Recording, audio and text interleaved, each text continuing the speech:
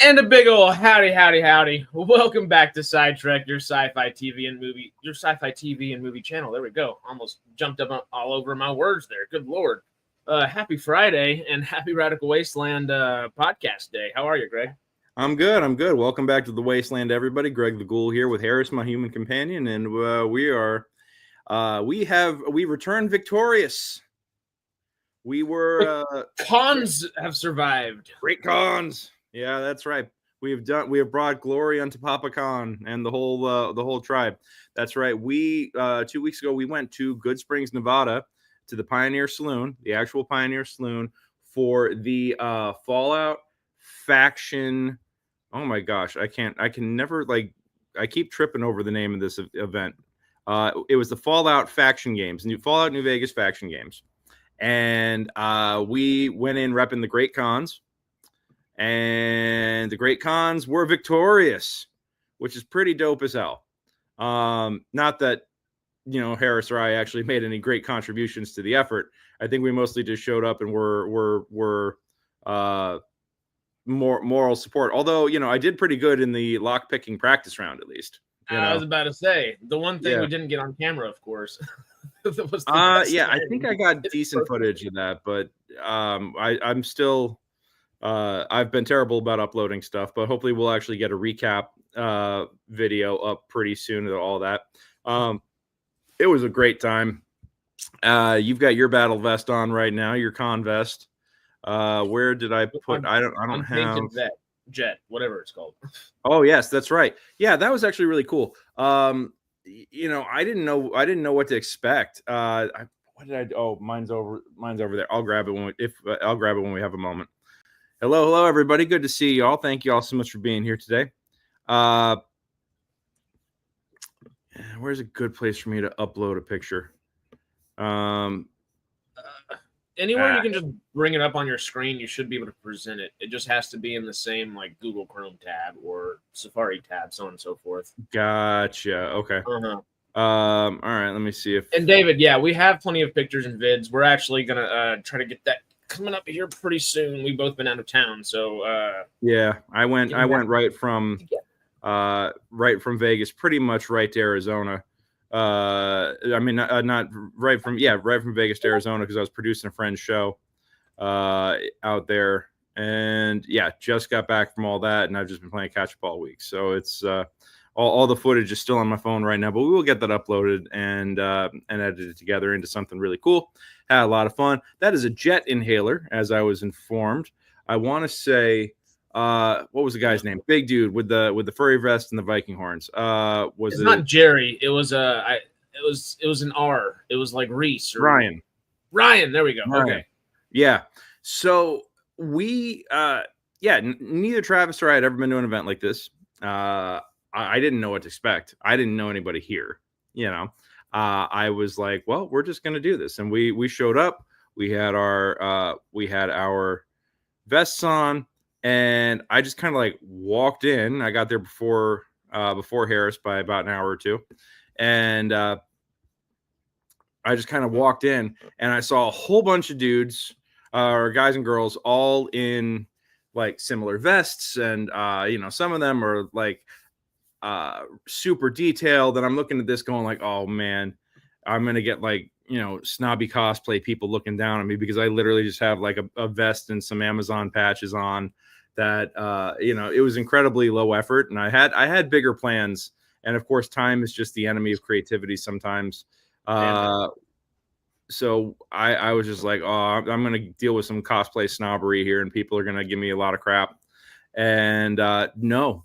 There were folks that were there that I think had even lower effort costumes than I did, and everybody was really cool about it. It was just yeah, dude, just enjoy your fandom and let it fly. I thought that was really, really, really great. I thought it was a welcoming community. There was a whole bunch of people in similar con outfits, and they're like, "Hey, one of us!" And suddenly, I'm in the group, and everybody's palling me around, dapping me up, and patting me on the shoulders, and this big dude Ryan, who's about literally my height, but probably just bigger than me. So this guy's dude's big. Actually, I think he was a little bit tall. I think he was 6'6", but it might be that he had big motorcycle boots on. That'll help. But he was like, well, hey, if you're a con, you know, you got to have a little bit of something, and hands me a jet inhaler. And I was like, oh, this is awesome. And then he's like, well, you know, you're a big dude, you probably need double the dose, and handed me another one. And it was just like, I was like, how much do you want for this? And he's like, I just 3D print off a whole bunch of them and give them to anybody in a con vest. I was like, okay. I mean, 3D printing's not the most expensive thing in the world, but to have the amount that he did and just be given out for free hell, you could sell that for $15-$20 online. I think so. More for a little collector. And the fact that he painted a lot of them too was just insane. Yeah, absolutely. So I had a great experience with these guys. Oh yeah, here's a picture of me in my vest. There you go. Yep, that's me going all post-apocalyptic hard. I set it up that I was a deserting NCR trooper that decided to join the cons after Bitter Springs. That was my personal lore. So hence the upside down NCR flag, and I also have I cut off my own cons patch on the front pocket, but I don't know. Yeah, absolutely. The cons got to look out for the cons. So yeah, I don't know. I had a lot of fun.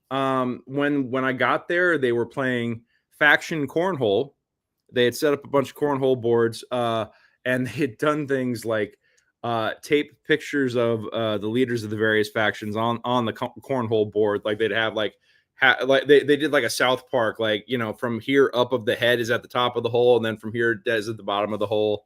And oh yeah, they actually had custom Altoids as Altoid tins for Mentats and stuff. People went all in on the props. I was super impressed with the with how hard people went on all that stuff. Like I suppose I shouldn't be surprised, but like for a small event at a local saloon, that's not necessarily, obviously it's a big, like, important place for the game and stuff, but it's not a big town or anything. I mean, it's 45 minutes away from Vegas. Yeah, it's 20 minutes from the 15. I mean, like, you got to go into the desert to get there, you know. I think, you know, when I go back for the next one of these, and I think it's a when, not an if, because it was a lot of fun. I think I want to go bigger and harder on the costume stuff. I just have to, kitten. Oh yeah, he's going shoulder cat on me. Oh, very important. Very important to have a shoulder cat. Yeah, important kitten business right there. Yeah, I want to go even bigger and harder, you know, put some fur lining on the costume, and what I also thought was really cool was that they were legitimately bartering. Like if you had like something cool to trade, they would trade with you. You know, they had whole barter boxes of like, hey, if you see something you like, let's trade for it. So I want to figure out something that I can make that I could trade easily. The other thing is that they had custom bottle caps. You know, hold on, Harris. I was literally just thinking about that. Yeah, hold on 1 second. I'm going to grab all my stash from. It's just kind of just what he's talking about. He's going to show you. Not only were there like just a bunch of 3D printed things that people were handed out that was just extremely generous and just really cool and awesome in and of itself. There were a couple little vendors set out, not a whole bunch, but like 2 or 3 or 4 vendors set out throughout a pretty good, like, not campus, just yard, I guess, that they were set up in behind this general store as well as the Pioneer Saloon. They were selling same things, but even, I guess, a little bit more fancy, probably a little bit more strong, you know, less easy to break, so on and so forth. Fully painted, fully just decked out as can be, and it was so cool. It was so damn cool. They had, like, you could buy Fallout guns. You could buy all the different bottle caps. So they were giving away some bottle caps every now and then to some folks. I mean, literally anything that you could think of was there. It was insane. There was some kind of like Fallout 4 kind of thing and stuff like that, but the vast majority was focused on New Vegas lore, which was badass. Yeah. Okay, so this isn't everything, but this is a lot of it. First off, I want to give a shout out to the New Arizona Republic. These guys are a cosplay group in Arizona. They also have members in California and Vegas and other areas, or Nevada and other areas. But they were, if you hung out with them and they thought you were cool, they would give you their custom bottle cap. Powder Rangers. Yeah, powder gangers. Yep, they are powder bangers. Pardon me. That's what I said. Okay. Yeah, powder bangers. I also drank some Nuka-Cola Victory while I was there, and I had another of the caps too. I got to find where that went because that's cash money, baby. It was cool they were selling the Nuka Victories there. Yeah, they had a ton of Nuka Victories. Also, people had, they had the Jones Nuka Victories, which were really tasty. But they also had a bunch of other what looked to be more homemade flavors and custom bottles of Nuka-Cola that were available for sale at some of the vendors. I also want to give a big shout out to Midnight Marauders. Midnight Marauders. They are doing props and cosplay stuff. Hold on, can I find it in my messages? I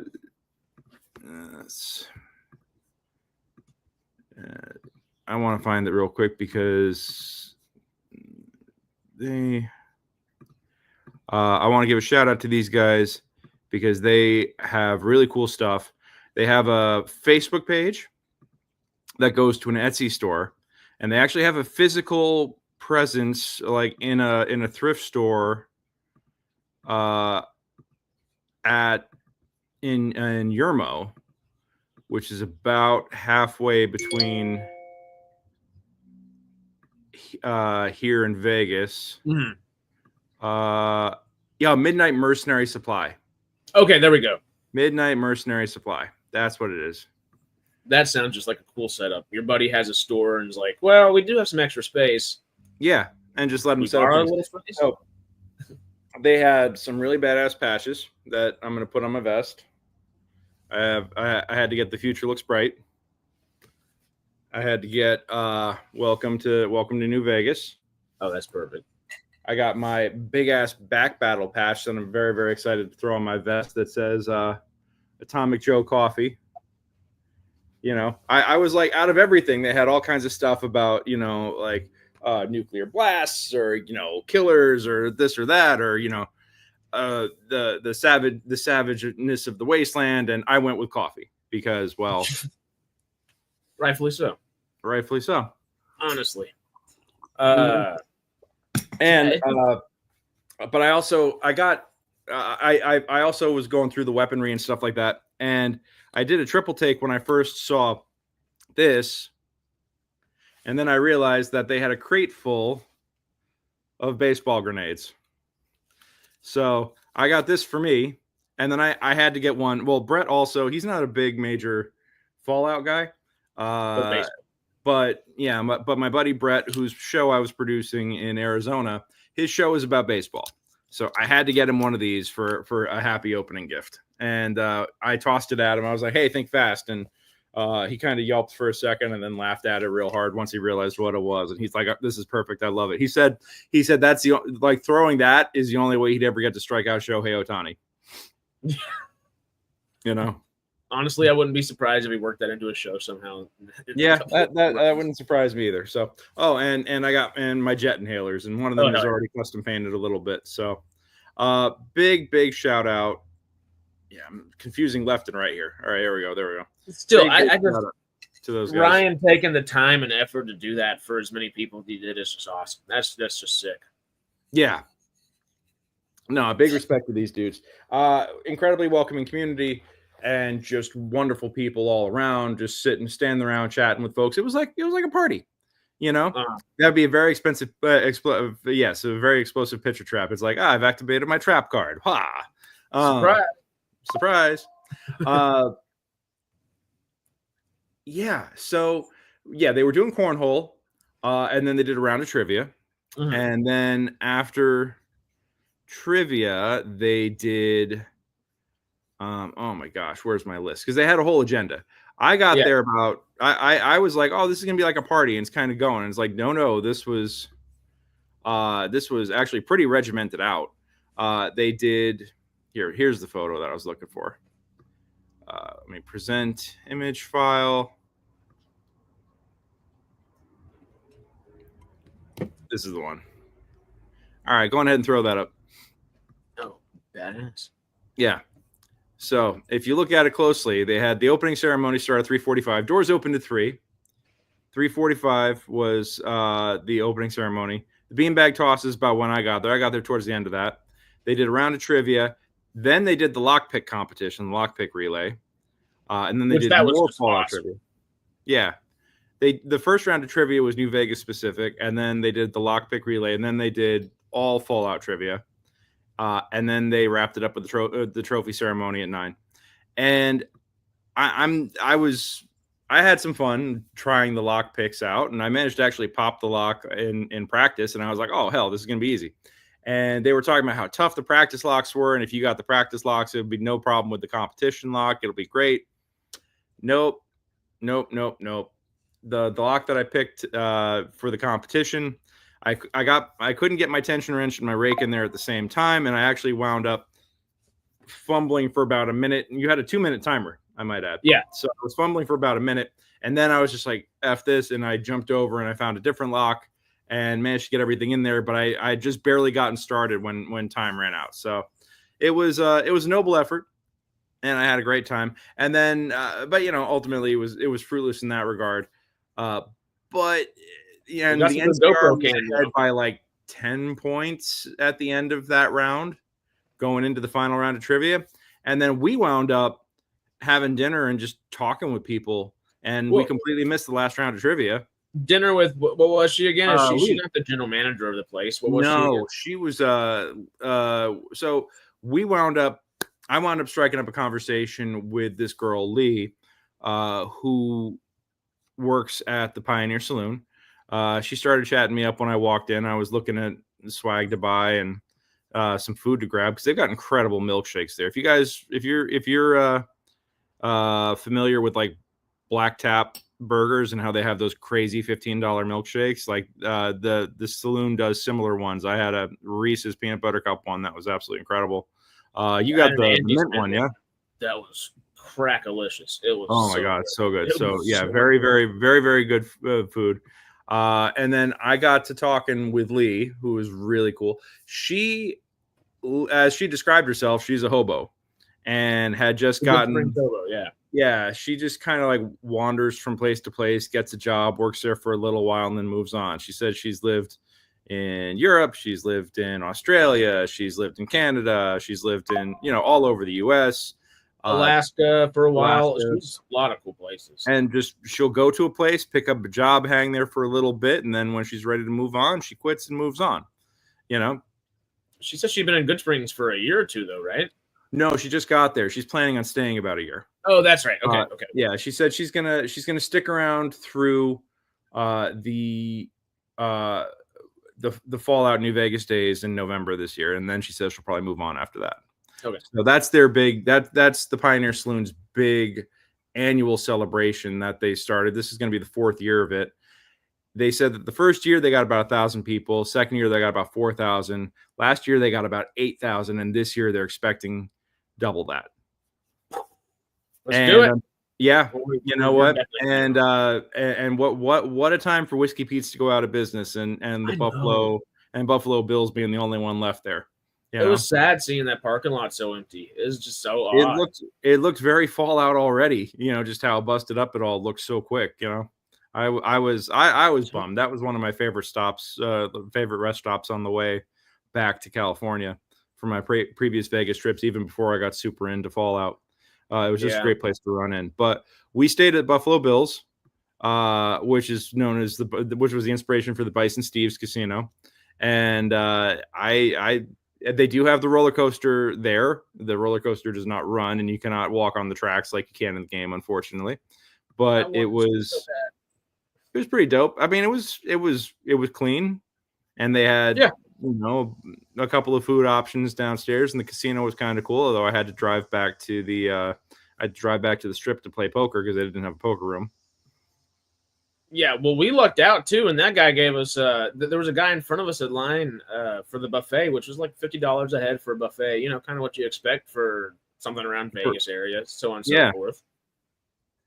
generous guy right in front of us gave us 2 free coupons for the meal, and it was awesome. It was really cool. Yeah, no, big shout out to that guy for just like randomly hooking up some strangers. So yeah, really grateful for that. Good people left near New Vegas. Yep, absolutely. You know, there are Wastelanders who look out for you. That's true. Yeah, no, I think I mean, all in all, I thought this was a really fun trip.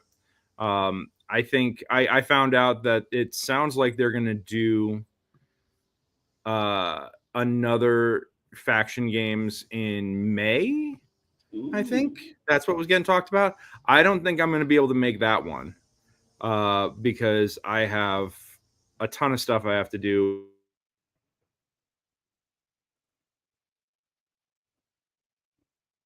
Uh-oh. Did you freeze or did I freeze? There we are. Oh. Uh-oh. Chat, what's going on? Chat, let us know who's frozen or not.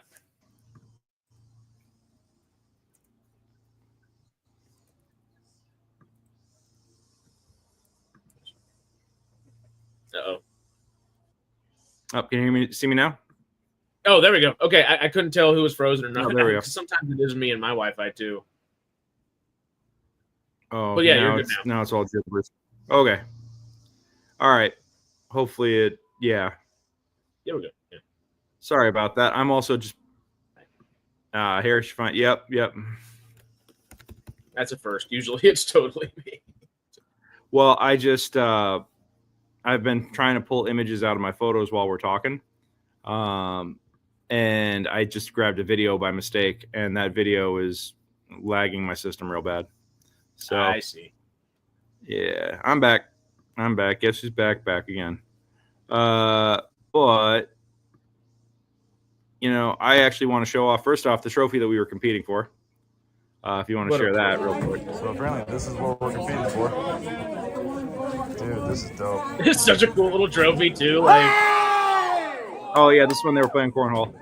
Get it! You wanna go one more time? Yeah. So that was the trophy. Yep, you could do that. This is all my raw, unedited footage, by the way, folks. So apparently this is what we're competing for. Dude, this is dope. That's just like a good little like that is a detail they're putting into the small little things, and that's the lockpick thing. Yeah. That big box right there. Yep. Oh, here we go. That's the one that I was looking for. I just want to show off the trophy. I didn't realize I can actually. Oh, okay, there we go. Here you go. That's a better one. Hastily uploading everything. Here we go. This one? Yeah, so that's the trophy. And that was just like, you know, just awarded. I think I'm not sure who that belongs to or who made it, but I think the trophy is dope and hilarious. And yeah, that's big and heavy too. Which is just they were taking it pretty serious. Like people were into it. You know, they were having a great time. I thought everybody that I ran into was really cool. And they just, you know, enjoyed the spirit of the game. I got added to a Great Cons group chat on Instagram, and now they're, you know, I get dapped up every once in a while. They're talking to me about like, let's all go meet at this restaurant and just hang out. And I'm like, cool. And do what? Role play as cons at Denny's? I mean, you know, but I don't know. Like they're all cool folks. Like I was just everybody I chatted with, there was a lot of folks who just loved the game and who just, you know, love the aesthetic, and everybody seemed really chill. So yeah, every kind of corner you turn around, you end up just talking to somebody for their half hour, and then wander around, talk to somebody for half hour. It reminds me of the old LARPing groups that I played in. You know, just it felt like everybody was like hanging out from after playing the game. I might lag out again, but I'm uploading. I'm actually uploading that interview with Lee real quick. That I want to share. This is just the raw footage. All right. So way back in the day, late 1800s, good spring. Oh, let me give some context here. Okay, so Lee is this is Lee. This is I was telling you guys about her. She's she jumps from place to place and does the odd jobs. She came to Good Springs and she's just living there right now. She knows a whole bunch of lore about the bar, and we just got to talking. And at one point, I was like, "Hey, I have a podcast. Can I interview for you? Can I get this on tape?" And she's like, "Absolutely." And then I pulled the camera up, and I felt like she got a little nervous, but I was like, "No, I'm gonna make you look good. It's all good. Don't worry about it." So yeah, this is like 3 minutes of her just telling us about the rest of the history of the bar, because the bar has been around for a very, very long time, and it actually has a storied Hollywood history to it that she's going to get into, and that has absolutely nothing to do with the game. So there were things that I learned about the bar that I thought were really cool that I definitely want to share, and I just want to give her a big shout out for taking the time and hooking me up with all this info. So yeah, here you go. Springs popped up, mining town, bigger than Vegas at the time. Yep, that's right. Oh, wow. Till the railroad showed up. And then some of our local claim to fame. Not real. Take it easy, friend. Guy walked in with a The plate. very devastatingly charming Clark Gable. Well, when his wife was returning from a flight during World War II, there were, some of the war bonds and all that. Her plane ended up crashing in the mountain just over yonder, and actually the plane is still up there. They couldn't get it down. Wow. Yeah. Okay, so the plane's up there. Yeah. That's crazy. And they didn't even, a lot of the bodies were incinerated upon impact. They were able to recover her and her mother's. Okay. But while they're waiting to recover the bodies, folklore goes that Clark Gable sat at the end of our bar waiting, and you can see the divot marks in the bar where he was putting out his cigar after. And yes, I actually found the divot marks in the bar, and I got video of that. I can show you that in a minute. Clark Gable's wife, who perished in the airplane accident, was Carol Lombard.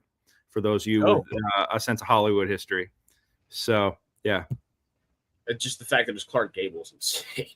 yeah. So yeah, Clark, and I thought it was pretty amazing that she said that Good Springs was bigger than Vegas until the railroad came. That's crazy, but big mining town, and it's got that mining town. If you look around it. Yeah. All right. Cigar after cigar, waiting for the the body of his wife. And that was Carol Lombard, yeah? Yes. Wow.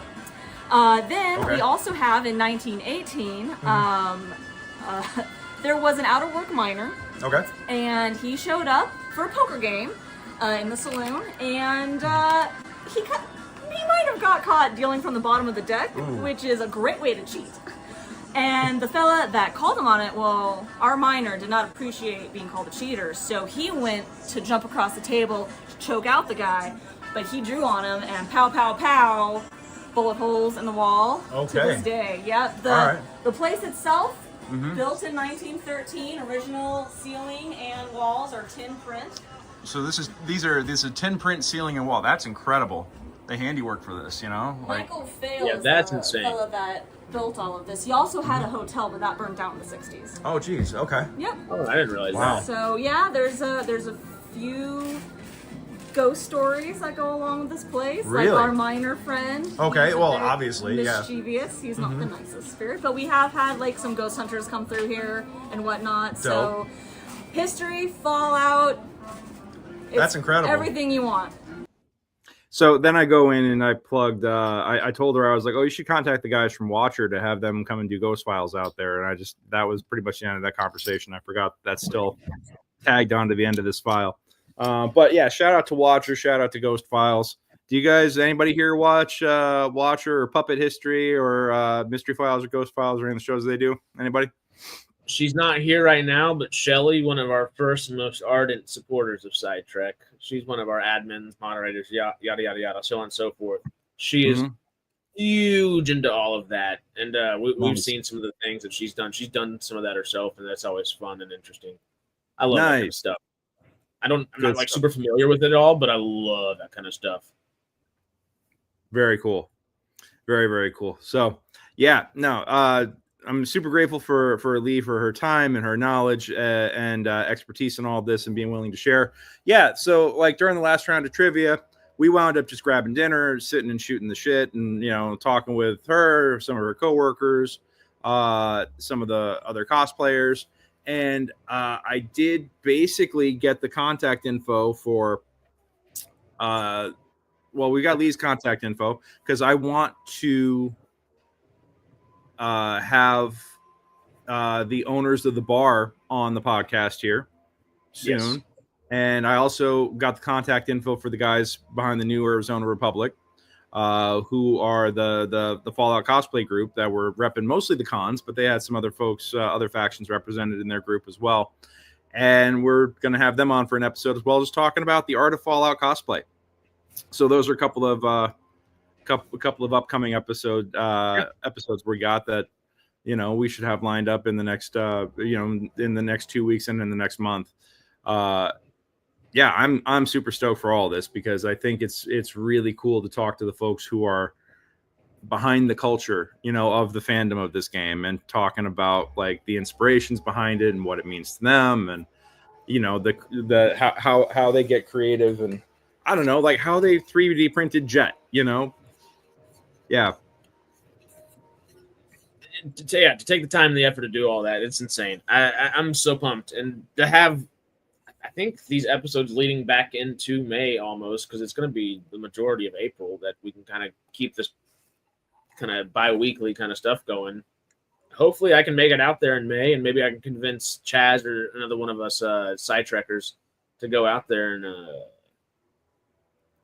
I want to go back as often as possible. It's just so cool. And the food that we sat down to eat was actually really good too. Like, oh yeah, every angle of this entire place was just great. They put an effort into literally. I mean, you saw the ceiling. I mean, you videoed it. It's ornate. Every inch of the entire place. It's cool. It's got a real vibe. Hold on a second. I'm gonna pull down. Oh, that's the baseball grenades. I might get choppy again. 1 second. No, you're out. More stuff to share because I thought these were all really cool. And let's see. Let me grab that one and that. I should have had all this done before we started taping. Sorry, guys, but it's been a morning. Oh, and then let's grab that and. Oh, good. Okay, I think I got it all. All right, I got some good stuff, and I still have a couple of things that we will save for the actual video. All right. But hold on. Let's do. Oh, is the guy with the still the last thing. Yeah. Oh, here we go. That's still the last one. This is okay, yeah, that's the baseball grenades. Guy just had a crate of them. $25 each. I thought they were really fun, and they're real baseballs, and he's just modifying them with real grenade spoons. Fun, creative, easy to do. Here we go. This is the heating oven, or the actual like heater. I like the fact that it's shaped like a nuclear bomb. This is just the hearth inside the bar. Which you need on a nice cold desert night. It was actually pretty and holy crap, was it cold? Yeah, that's the other thing is that you go to the desert and you're like, oh, it's gonna be hot. Not in March. The minute the sun went down, it was freezing. Oh yeah, I was there 15 minutes before I walked back to the car. Yeah. All right.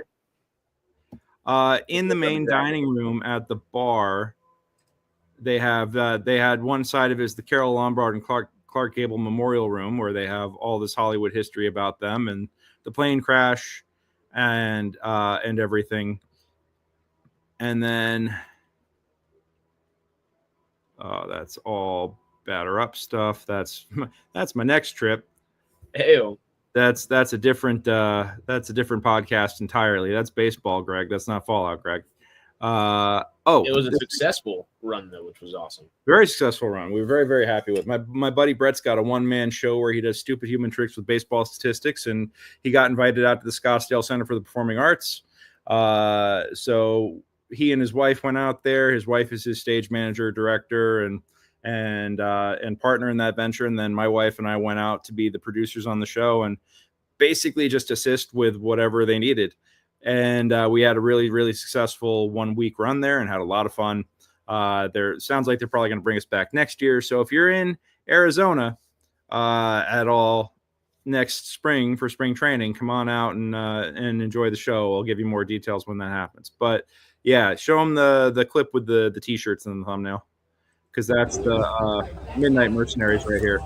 Yeah, no, these guys are awesome. Yeah, Yeah. from someone who really, just couldn't care less about baseball. Yeah. I absolutely love the show. It's such a damn good show. Oh, thank you. Well, I mean, he's literally a walking encyclopedia, and somebody that's Yeah.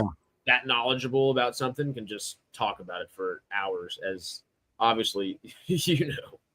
Yeah. Oh my God. I mean, Brett can spout facts that I don't even know just constantly about stuff, and he just never fails to impress people. Just like these guys, because this is also. Oh, and speaking of never failing to impress, the level of the level of detail, the patches, the all the stuff. So big shout out to Midnight Mercenaries. Well, and they're using, like you said, real baseballs, real grenade handles and such. Like, they're using real material, so it's not necessarily cheap to do either. Like, it's a labor of love, which is pretty cool to see. Yeah, absolutely. The baby head, the time bomb. and craftsmanship involved in all this. Jamie would love the baby head bomb there. Oh, I missed that until now. Oh my God, yeah. Yeah, that's a baby head bomb. Amazing. Pull that string. It's weird seeing weapons on sale like that. It just doesn't happen in the UK. America, fuck yeah.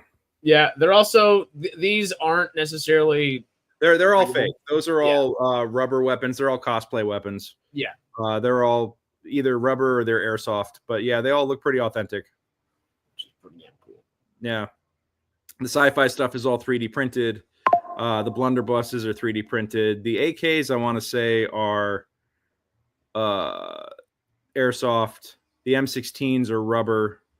Most of those pistols are either solid rubber or they are airsoft guns as well. It's all there were no functioning weapons on site. Yeah. Yeah. At least not for sale. It's Nevada, you never know. Well, I'm sure somebody was packing. Oh yeah. But it's Nevada, you never Yeah. In case somebody gets uppity in a card game, Oh, definitely. But like just this right here kind of shows this is how big that backyard was. Like, so you get there and they actually have a great walking area. Yeah, and this is just one of the tents that they had. I'm trying to find a little video I took of the other one. Because this would have been the back of the backyard too, because it was kind of in a subsection down below, which is just insane. Yeah. It just looks at you funny. Yeah.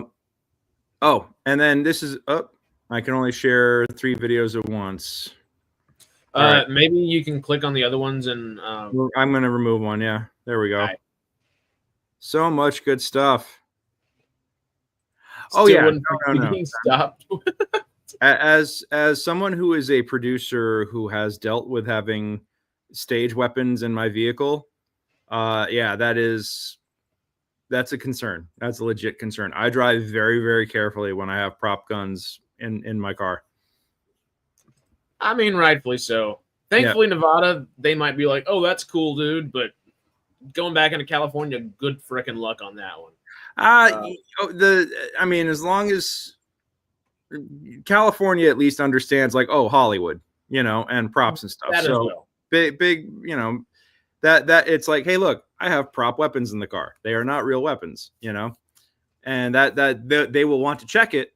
And then they go, yeah, you shouldn't have this, just in the car with you. And it's like, well, it's going from A to B right now. And you just caught me at the wrong moment. Yeah. Just lying in the back seat. Yeah. We had, I produced a play back in 2011. That was about U.S. Marines in Iraq. And we had tons and tons and tons of camo netting that we had to order for the set. We had other munitions and boxes and things, and like munitions boxes for the set. And then everybody had Some of the guys had prop M16s, and it was just like having they better go recreate Heat. Yeah. Well, poor Erin, Brett's wife, Oh no. was the stage manager on the show and was hauling all that stuff around to the rehearsals. And because we were rehearsing in different places every night, so all that stuff wound up in her car. She's like, I'm pretty sure I'm going to wind up on a terrorist watch list if I'm not careful. So. Oh, and she'd be the exact opposite type of human being that you would expect to have all that in your car too. Yeah. So a cop would just be twice as worried. Yeah, she's like this quiet, sweet girl. Sweet, yeah. Just really, really innocent and lovely. And then she's got literally half a dozen, airsoft M16s that looked really real in the back of her car with a whole bunch of camo netting and ammo cases. And it looked like she's like on her way to set up to set up some sort of prepper, doomsday prepper kind of camp, So it's Hollywood, baby. That's Hollywood. Good times. Oh yeah. Let's show them the last video I just uploaded, because that's the fallout corner inside the Pioneer Saloon. There we are. Want to make sure it was an actual video. Yeah, that's the old one. That's another event that's happening. And then this fallout corner that they have.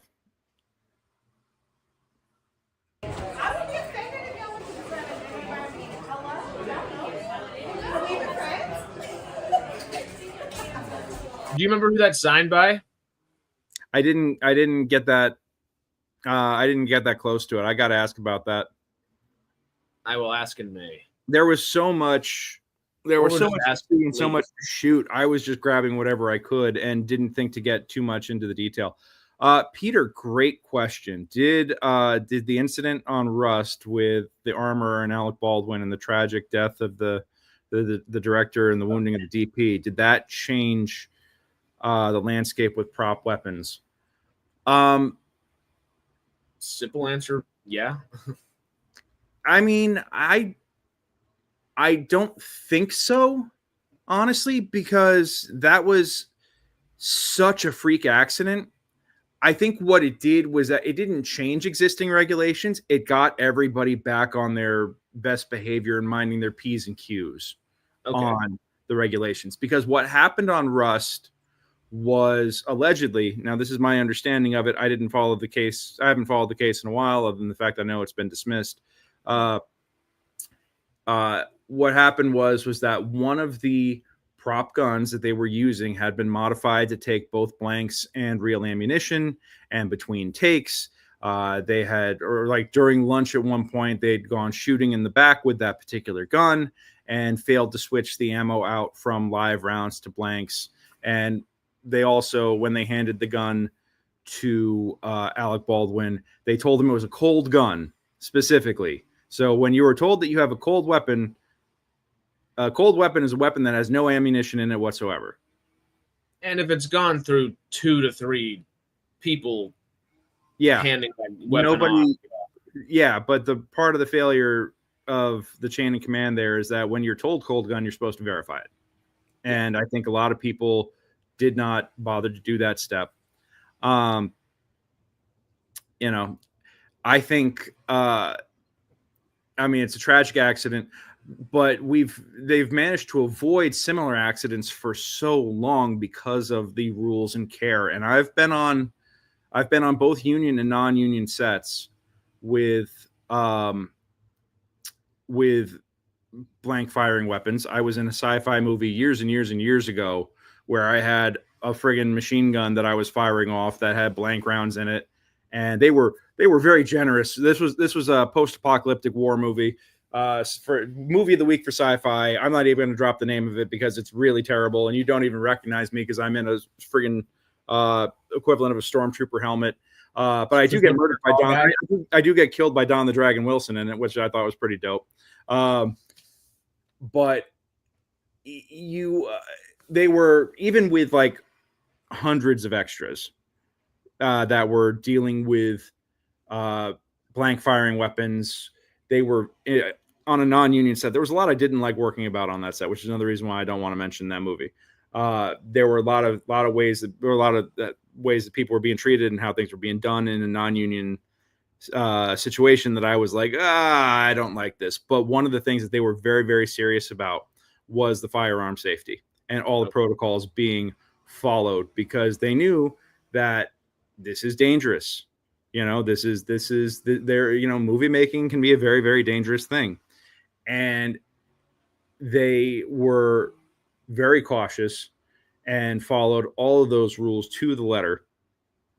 So big shout out to that. Even if catering was cold and the extras holding was not, really well set up, they were very serious about their firearm discipline. So, and if that's on a non-union movie, and I've also worked on union films where I've seen firearms get used, and again, incredibly serious about that. The rules and systems are in place and are used regularly to keep everyone safe. Absolutely. The trick is that everybody has to follow it. And when it doesn't get followed, it breaks down. And that's when tragic accidents happen. When the system is followed, accidents are avoided. So, yeah. And what happened, again, based on my understanding of the case, because I admit I didn't follow it that closely, and I know there were some twists and turns with it. But from what I understand, a bunch of people went off shooting, failed to actually check the gun, and they, were calling cold gun when it wasn't, and nobody bothered to actually check it, and tragedy ensued. Now, granted, ultimately Alec Baldwin himself failed to follow one of the basic rules of firearm, prop firearms is don't dry fire a weapon. And also don't ever point it at anybody. Always assume it's loaded and don't ever point it at anybody. There were points that he was responsible for as well. But I could understand why, when you trust the people around you and you're told, cold gun, to believe that. And but again, but you could see the breakdown in the system where the live ammunition being on set, live ammunition being loaded into blank weapons. Those are the most egregious breaches, but it could have been stopped at any point if anybody had actually cracked it open and verified cold gun. And then also ultimately, if Alec hadn't pointed the gun at somebody and pulled the trigger, even though he knew, or even though he presumed at the time that it was empty, they're just none of that would have happened. But it's a tragic breakdown of the chain of command of this system that keeps everybody safe. And it took multiple failures. Ultimately, the biggest responsibility, I think, does fall with the armor, because they're the ones who brought in the live ammunition that had no business on being on set to begin with. Yeah, and that's why she didn't necessarily become a scapegoat. Everyone along that chain was somewhat viable for the, I guess, endangerment of somebody else. But it ultimately comes to the person who's in charge, the first person that is handing it off to another person to give it to that final person. And yes, everybody should have checked, but the armorer is the person in charge of all that. So liability does tend to fall on that person. Obviously, I'm not 100% read up on the case either, but now I want to go back and I want to go back and follow up on it and get all the details. I want to know about the evidence that was withheld. I want to know about all the stuff that I'm seeing. But I'll tell you, I am producing a show in New York next month, and I think actually our second episode of the month next month is going to be broadcast from New York while I'm out there. But one of the things that I'm doing is I have to bring a prop gun to New York for the show, and I'm bringing my own, which is its own headache, but I'm bringing my own because the state of New York is very, very serious about toy guns. They've had a number of they changed the rules for the state when it comes to toy guns in 2022 because they'd had a number of incidents where kids were getting shot by cops because they were brandishing toy guns. around cops, and it was more of a shoot first, ask questions later situation. So they have a whole bunch of they have a whole bunch of rules and regulations and hoops they got to jump through to get guns, toy guns, prop guns, rubber guns into the state. I can't just order it off of Amazon and have it shipped to me. I can't do that in New York. I can't do it in California either. But there's what I'm planning on doing is that there's a martial arts supply store across the street from where I live here. I'm going to go over there and I'm going to get one of the rubber training guns that they have. And I actually called Alaska Airlines, who I'm flying with, to get out there. They said that if it's a solid block of rubber, you could just put it in your checked luggage. You just have to declare it. Because it's not, because okay. it looks like a gun, but it's completely inert rubber, completely solid, you know. And I was like, going from LA to New York. Ooh, yeah, I know. I was like, are you sure? And they're like, if it's not firing, you just have. If it is not functional, you just have to declare it when you check the bag. And they also, like, every airline actually has rules and regulations on how to fly with firearms. You have to check them. They have to be in locked cases. There's only so much ammunition you can bring. There's only, you know, but they said that was what some of the airlines I was looking at them and they're like, but that's the whole thing is that it doesn't get to TSA. You're not going to have it on you when you go through TSA. You deal with it at the check-in desk, and people fly with firearms more often than I thought, because on every airline website, they have rules on how to do it. On like how much ammo, the types of guns, how many, the size of the container, how it's got to be locked up, how it has to be tagged and declared. You have to pick it up with a signature at bag check. Like they're very serious about that stuff. But there is a system in place and it works, and it does not involve a dude in a blue shirt with a rubber glove. Thankfully, no. I've flown internationally with weapons before, and it is a process. You need to get to the airport an extra 4.5-5 hours before your flight, and you need to plan on an extra 4.5-5 hours in the next airport whenever you land on your next international spot before you can actually get going on whatever trip you're on. But again, those are for functioning firearms. What I'm going to have is literally a inert block of rubber. And I was told specifically by a supervisor at Alaska Airlines that, just declare it.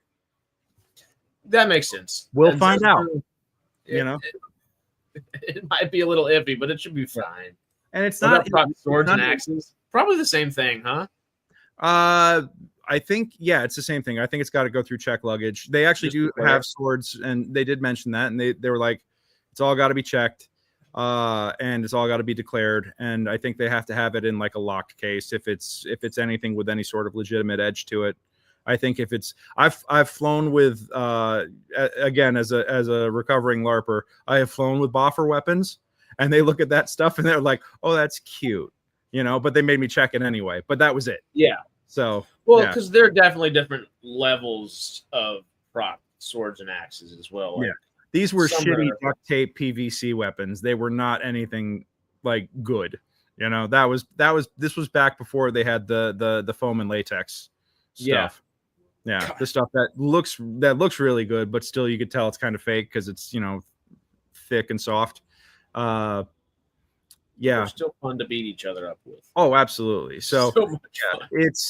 I've learned a lot about how to fly with weapons at this point. And, the thing is that I did check all the laws in New York, and it's not illegal to possess these things. It's illegal to paint fake weapons to look like real weapons. There we go. Yeah. And that's kind of like, I guess it was the UK law. I think Peter was talking about it earlier. We're like, hey, if you have it in your car somewhere, it needs to have like an orange thing over the tip or something like that. Just show like, okay, this is either fake or so on and so forth. But there's always some laws like that. Yeah. I also just got an email as I'm sitting here. I just got an email back from a prop house in Brooklyn that I was emailing with about like, hey, what would it cost for me to rent one of your foam core pistols? And they're like, well, it starts at $50 for the week. And I'm like, well, that's not bad. But they're like, but then you have to have all this paperwork. And, and I'm like, okay. And then I also realized that my flight out of New York is like 6 o'clock in the morning on Monday, and they don't open till 9. So I'm like, oh, it's going to be, I think what I'm going to wind up doing is I think I'm just going to bring my own rubber gun because it's $10 to buy that. Yeah. Yeah. And then I don't have to worry about who's going to return it for me. Yeah, because that time change, if it's a 6 a.m. flight, you get there at we're flying out of LaGuardia at 6 a.m. So I got to be there by 4, you know? Oh yeah. Ooh. So yeah. And then the rental shop doesn't open until 9 a.m. So I'm like, well, unless I task rabbit somebody to go drop it off for me, and I don't want to deal with that, like having some third party, like there's just a whole liability chain. Adding a third party to a prop gun in a state that has those liability waivers, so on and so forth already, it's like, yeah. Oh, you got a big fan here in the chat. Modest Traveler's all about you. Thanks, Traveler. Hey, doing a lot of this right now. Taking not a back seat in acting, but been writing a little bit more lately, and have other plans at the moment. But if a role comes along or something that needs to be auditioned for comes along, I'm gonna do it anyway. Absolutely. I guess technically, still have a movie that needs to come out. I don't know when it actually is going to, but we have one, or I'm in one that we're just waiting for an actual like small. Which one is this? Movie. Just the one, the entire cast. It was Chambers wrote half of it. It was Gia, Malcolm's mom's, the one that we went out to Maine and shot a couple times. Oh, okay. Yeah, it's called Getaway. We've actually seen it. It's just like a fun B-level kind of horror movie about like a bunch of couples going on a getaway for a weekend. Young couples going on a getaway. Mm-hmm. Doesn't go super well, Okay, so I think I've seen the poster for this. Yeah, probably. Your hair was shorter back then. Yeah, like half of this, literally. But yeah, no, that's still got to come out. But other than that, you see our faces all the time. We'll be here for a little while, while we're absolutely piddle paddling along. And I got some plays next summer. We've done a couple plays in the past. Every single play I've ever done myself or produced wise has been in a building of his, and made sure that if I could have it my way, it would probably stay that way. Oh, thank you. I just need you to start going into other states too, so I have an excuse to go like put things other places. Well, I mean, that's the thing, is that I'm starting to take stuff other places. That's the whole reason why I'm doing New York and doing Scotland and doing Arizona with Brett's show, and even just around LA County. We're starting to tour stuff around LA County because LA County is 70 miles wide, and 7 million people here. How many cities in LA County? I know it's like 80, 90, something like that. Yeah. It's actually insane. It might even be 100 something. I don't know. Yeah. Peter's got an interesting question here. Has there been an exodus from LA because of the wildfires? No, not an exodus. There's, I do know some folks that have moved back temporarily to wherever they're from while, because, they may have lost their home. They may have lost their apartment building or their house or whatever. I do know a few folks that is where that is the case, but by and large, no. I could tell you that the economy here has been impacted pretty severely, and but I think it's all picking back up. Like, when my day job is that I run performing arts spaces, and I'm actually gonna have to head out of here in a couple of minutes to go down and start doing that today. But in January, when the fires hit, all of our bookings canceled, and bookings didn't start picking back up until about mid-February. We were kind of living off of savings for about a month and a half, and we were just like, are people ever going to start booking again? And it was just like this past week, after we got back from Arizona, where suddenly we're getting floods of bookings from now through June. Everybody for Fringe or Fringe and Plus? We've booked 12 shows for Fringe in the past 5 days. Sweet. So it's just like it's coming in now. But yeah, we have no production rentals for the first quarter this year because everybody in there. Well, there was one show that was already running when the fires hit.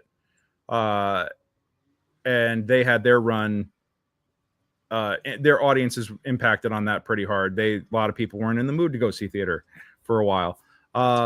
So I think, but they're already working on rebuilding stuff quickly. And there's, because there's a huge demand for replacement housing. So it's ticking back up. I have not seen a huge exodus from LA over this. It's not like the bigger exodus that I've seen has been longer and more drawn out. Yeah, and strikes, pandemic. The pandemic, the strikes, and now waiting on the studio reorganizations. Yeah, the fact that there's only 4 to 6 freaking Yeah. projects happening in LA at a time sometimes. That is the much bigger impact right now. Everybody was talking about survive till 25, and now it's 2025, and we're in what's supposed to be pilot season right now, and production is pretty dry. But and the fires might have affected the pilot season a little bit. Well, that absolutely. might be fair to say. Absolutely, it definitely affected things. Like they stopped shooting everything for weeks, which cost people money and jobs. But that's picked back up. They've been shooting a Fallout in North Hollywood here for several weeks, and actually we're not even going to get to cover that today, but we will get into it next week. I've got or in 2 weeks. I have been collecting tons and tons and tons of photos and video clips and things of people, and there's some big spoilers for what's coming in season 2. It's kind of crazy. Thank you, Reddit, for compiling all this stuff, and everybody that's been uploading to the Fallout TV Reddits for everything that's being revealed, because holy crap, season 2 is going to be dope. There are a lot of people have lost everything because of the fires. It's incredibly tragic, but Californians are resilient and are used to dealing with adverse conditions. And yes, a lot of people are leaving California because of the lack of industry at the moment, and how long it's been taking for that to come back. People have drained their savings, and that's causing an exodus. Absolutely. But I think the fires were unfortunately icing on that shit cake, not the cause. That said, state of California just approved tax incentives for over 70 new productions, both TV and film. Good. So that I've been following that. Fallout got 125 million in rebates and credits. And now I just saw yesterday about the news about all these others. So it's been slow going, but Runaway Production's coming back. Also, I do want to point out, like, the grass isn't necessarily greener in other markets. We keep talking about how LA doesn't have production. And that's true. They talk about Runaway Production and production being big in other cities. That is maybe bigger, but it's still pretty dead across the board, unless you're doing like the prestige television, in which case those breakdowns don't go out to the general public. No, because I guess right now, especially with film, nobody, and obviously we're thinking from offhanded parties and such, but it seems like even the large studios don't know exactly a game plan of how to approach anything. Obviously, we talk about with Stargate is like, do they want to put $100 million into that, or maybe 60, 70, $80 million? And that's just obviously the easy example, but that's for every project right now. Well, hell, if maybe not a bunch of people are, if these towns are having little exoduses, so on and so forth, and there's not necessarily an audience hunger for things that there was 4, 5, 6 years ago on a theatrical kind of stage. I think there's a hunger for it. I absolutely think so. I think it's coming back. New media. I think it's coming back. I think that people consumed a whole ton of media during the pandemic because there wasn't anything else. Thank you, the Stanleys. Thank you for joining. They, and then they don't even realize that all those shows that you were shotgunning during on Netflix during the pandemic that was getting you through. That's all the creatives that people like to shit on all day long. Yeah. That's part of the irony there, is that the books that you read and the music that you listen to and all that media that you consume, that's all people's livelihoods that produce that, and it's a real art form, I think, and that's why I'm incredibly passionate about making living wages and having a sustainable industry, because the middle class actor has disappeared. Like that, there was a way to survive as a middle class actor when I first started in this business 20 something years ago, and that has completely disappeared. And that's due to a whole number of things. And I could do a whole nother podcast on all that and how that works. We had a good discussion 3 or 4 podcasts ago about that. Yeah, no, and it's a topic we've touched on a few times, but I think it bears repeating because I think a lot probably of people will again. Yeah, definitely don't understand like the economic realities behind all this. My agency just added me to their Atlanta roster. I had coffee with my agent. He's like, "Well, it's dead here in LA. We're gonna start submitting you in Atlanta. We'll fly you out there if you book something." And I'm like, "Yeah, great, let's go." I was talking to a buddy yesterday who does music and is saying, "Hey, you should." I got somebody in Atlanta that's an agent for my music stuff, and he's a music producer. Said you should do the same thing in film, and I was like, "Yeah." As I found out though, Atlanta's just as dead as LA. I've had 2 auditions, and they were big auditions. One was a big commercial spot. The other was a Will Ferrell movie. Oh, really? Wow. But I get stuff like that. I get little things like that. That's not out of my league. That's the same grade of stuff as I get here in LA. It was just, okay, well, I'll have to fly to Atlanta if I book this. Yeah. But that, like that dried up super quick. And as I've talked to my manager's like, because I have an agent and I have a manager, I don't even want to get into how all that works. But she's like, yeah, everybody's shooting in the Northeast right now. That's the most active. And even that's kind of dead. And it's so much of it is just waiting on these studio reorgs and mergers and acquisitions and things. A lot of production is getting held up because the cards are being shuffled. And everybody's reorganizing. And you can, I feel like that is obviously the biggest part of all that lack of production everywhere. And all you see are the consistency things. And, Mr. Texas over here, all I think about is Texas a lot of the time. And obviously you have all your Taylor Sheridan stuff over there, but that's consistent, super consistent, but it's one studio making one set of projects that you get one set of seasons worth, and they recycle a lot of the actors throughout those shows. So it's not like it's able to spread the love. It's definitely spreading the love a lot more than a lot of these places are able to do right now because of that consistency. Yeah. But again, to have that kind of secular process of we want this show to have a yearly new season. Yeah. They have the same actors over and over again, which lessens the amount of like our ability to go get some more jobs and stuff like that. But it's nice work if you can get it. Being one of those being one of those favorites on the inner circle. That's the only way to really be a middle class actor, and at that point you're upper class.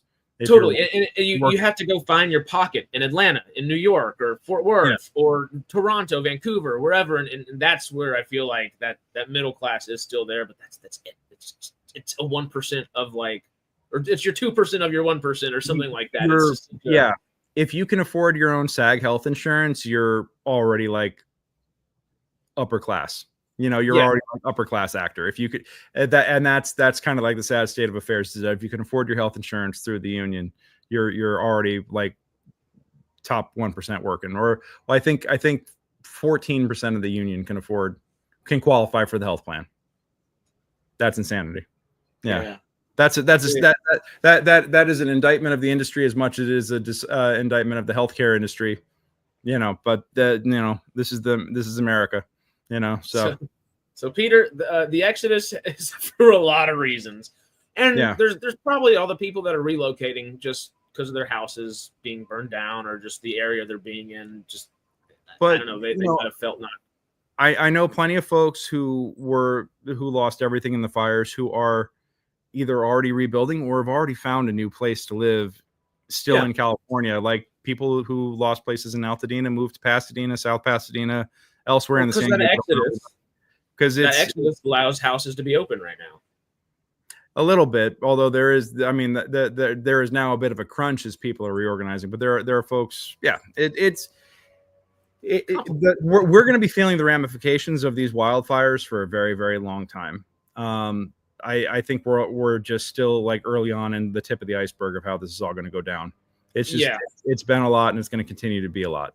The good thing about it all, I guess, is it is wavering a little bit because time wavers everything, but nonetheless, I think for the next year, particularly, we'll feel that kind of sense of community that has brought people together, which is necessary out here, especially with that exodus of the past few years. It's kind of like, okay, we're still here, y'all. We're all still, those of us. How are we going to handle this, And it feels good to have people actually have those conversations instead of just, the last 4, 8, 12, whatever the hell years. Instead of arguing, we're all like, how do we fix this shit real quick? Let's just hang out, And there's a lot of I mean, if you want to work in this industry, you have to figure out sustainability. Yeah. And you have to figure out how you're going to sustain yourself without making a paycheck in entertainment as a performer or as your chosen thing, because you have to be able to hang in here long enough to break in. That's the biggest key. And then once you get it, you got to be able to, once you get your first gig, you got to be able to get your second and then your third. And then by the time you're getting your fourth or fifth, maybe then you're some casting director's favorite, or you might be, you're getting looked at for bigger roles, and that's how you build that career. But there's so many things that have to hit in order for you to, there's so many hurdles that you have to clear in order to have any sort of, you got to have in order to break in. There's no such thing as an overnight success. That's all an illusion. They said the old joke was it takes 14 years to be an overnight success, and that was back that 10-year overnight success quote. Yeah. And now it's and that was back when James Earl Jones was discovered doing, and got Dr. Strangelove. That's what he called it, was 14 years to be an overnight success. And the minute I hit 14 years, I was like, I'm nowhere close. Now it's even crazier, but now I'm focusing on making more of my own stuff, and I love what I do. So even if I stopped pursuing the industry tomorrow, I'd still be doing everything I do and still be where I am because I love what I've set up.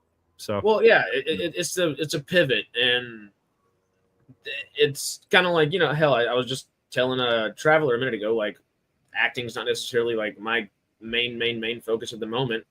Obviously, if acting's just not working as much, which is, there's ebbs and flows as all things do. You found the best damn consistency possible with the theater stuff, and it makes sense, and you're good at it, and it still allows you to create, which is kind of cooler in some ways because you end up just making more of your own projects and products than, all right, I got somebody else's really great words to say, and whether they're awesome words or not, now they're your words too, which is just, that's always cool. Absolutely. But we're not giving up this hustle anytime soon. Hell no. Nah. As my manager told me, it's all a numbers game, and the longer that you hang in it and the more the competition drops off, the better your odds get. So keep that exodus coming. What? Huh? Yeah. Tell them all. But I guess just because I know we're gonna have to hop out here in a second, just to kind of end it on a little Fallout note, and to maybe put up a thought process for where our next stream conversation will probably be, talking about all the North Hollywood kind of sets and all that kind of stuff. We were obviously kind of sad that Whiskey Pete's looks the way it does. Yeah. But it already, like you said, is looking a little Fallout. You think they could rent it? And you think that the fact that it's in the state it is, maybe they could use it as a set piece at some point? Oh, I totally think so. I would hope so. Think that it's usable, rentable like that. Hold on a second. Did I? Yeah. I think that's on my GoPro. I shot some footage of as I was coming off the freeway. But you know what? I actually, from Buffalo Bills, I got this picture of Whiskey Pete's across the way. Yeah, and that's, you can see the roller coaster track at Buffalo Bills, but Whiskey Pete's across the way. You see how like there's holes in what used to be the digital sign and stuff, and it's already breaking down over there. Which has only been closed. It hasn't been closed down more than a year, has it? Or maybe a little over a year. Months. Yeah. I mean, because this was a few weeks ago that we were. I want to say it was January-ish when we were talking about how it closed down. Yeah. I guess that really was. It felt kind of like the end of last year, but it was beginning of this. Good. Yeah. Does that go to show how close all these things are to total desolation at all times? And that's what maintenance does. For a casino to go out of business says a lot, But then I think location means everything. And unless you're there for a specific purpose, who's going to just stop at the border of California and Nevada?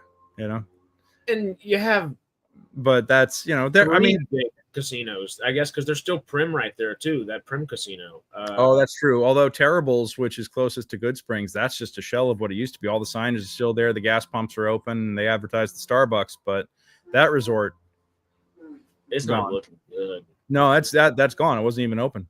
Oh, really? It wasn't open? Yeah. Oh. And actually, one of the things I noticed was that Buffalo Bills it seemed like everything had weekend hours only. It was like Thursday to Sunday. There wasn't anything Monday, Wednesday, Friday, or Monday, Tuesday, Wednesday.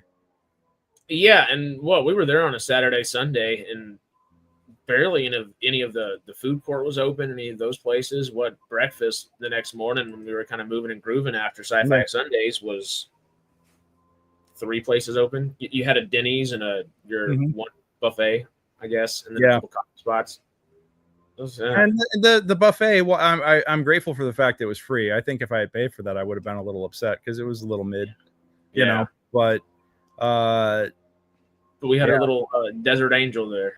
Yeah, super. Yeah, society's 3 meals away from anarchy. I'm having a tough time arguing with that. Arguing against that. All right, that would be a really good quote for Fallout too. That's a good one to end it on. Yep. All right. Well, I think now it's about that time. So, all righty, folks. Well, we will be back in 2 weeks. My goal is within 2 weeks to have one of the 2 groups connected with on here for the next episode from one of the 2 groups, or at the very least, we'll be going over everything that has come out about season 2 of Fallout. Last few weeks have been crazy with the shooting on location and everything that's coming up. So there will be some deep dive analysis of all the behind the scenes stuff that's been taken, all the rumors going around, having a great time with it. And we hope you guys are too. In the meantime, take care of yourselves, take care of each other, be well, and stay frosty in the wasteland. Adios, y'all. Tomorrow, Saturday, Afterthoughts in the morning, and Sci-Fi Sundays on Sunday. Adios. Yep. Join us.